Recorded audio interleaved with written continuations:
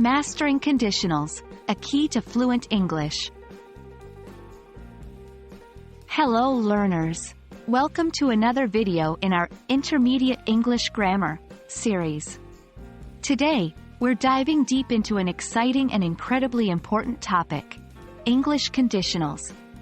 They might seem daunting at first, but don't worry, we're here to simplify them for you. By the end of this video, you will be able to confidently identify and use different types of conditionals in your daily conversations. So, what exactly are conditionals? Well, conditionals are sentences with two clauses, an if clause and a main clause, that express a condition and a possible result. They can be used to talk about real situations, hypothetical situations, and even impossible scenarios.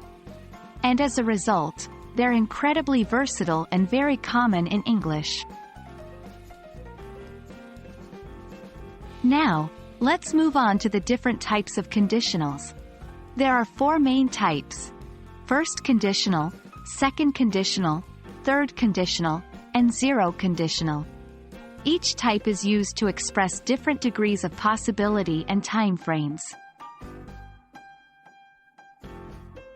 The first conditional is used to express situations that are likely or possible in the present or future. It follows the structure: if plus present simple tense, will plus base verb. An example would be, if it rains, I will stay at home. Next, we have the second conditional.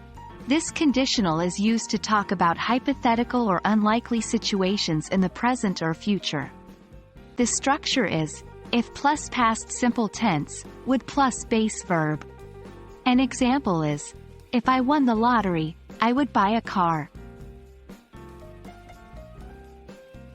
The third conditional is used to talk about unreal, hypothetical situations in the past.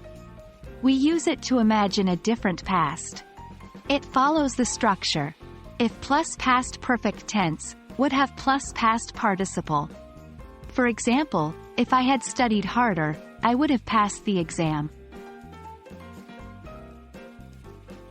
Last but not least, there's the zero conditional.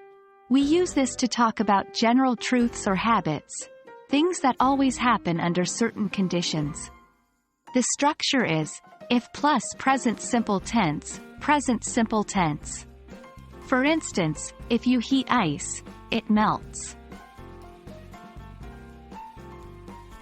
Well, there you have it, folks.